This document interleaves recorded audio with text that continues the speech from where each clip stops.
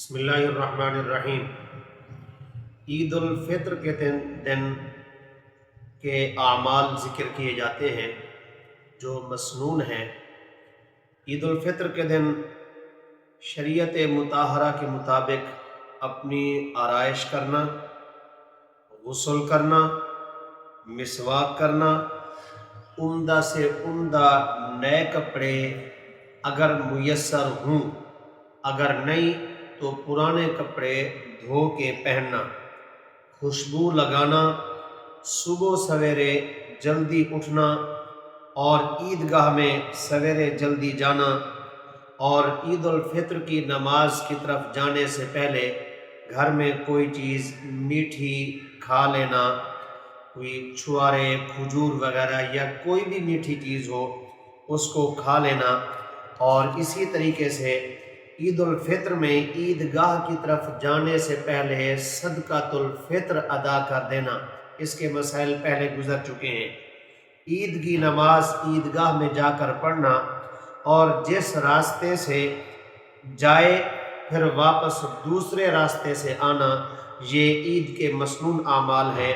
اور راستے میں جاتے ہوئے تکبیرات تشریق عید الفطر کے دن آہستہ آہستہ کہنا، اور عید الاضحیٰ کے دن ذرا بلند آواز سے کہنا، اللہ اکبر، لا الہ الا اللہ واللہ اکبر، اللہ اکبر وللہ الحمد۔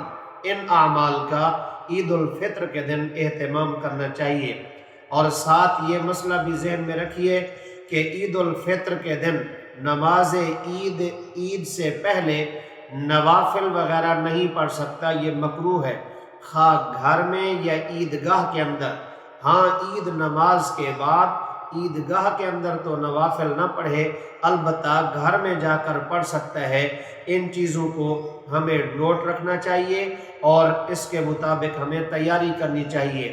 یاد رکھیے، عید الفطر ہو یا عید الاضحیٰ، اس دن ہم اپنی تیاری اتنی لمبی کر دیتے ہیں کہ نماز عید تک پہنچنے میں ہمارا وقت بہت ہی مشکل سے بچتا ہے، اور بسا اوقات یوں بھی ہو جاتا ہے کہ عید نماز ہی رہ جاتی ہے تیاری کرتے کرتے۔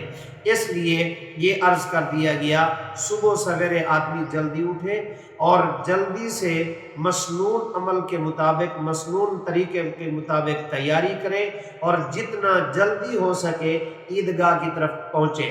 عیدگاہ کی طرف جب پہنچے گا اور وہاں بیان وغیرہ سننا ہے اور یہ چیزیں سننی ہے، غور سے احکام سنے، اللہ رسول کے احکام سنے اور اس پر عمل کرنے کی نیت سے سنے۔ عام طور پر ہم احکام سنتے ہیں، بس صرف ایک کان سے سنا اور دوسرے کان سے نکال دیا۔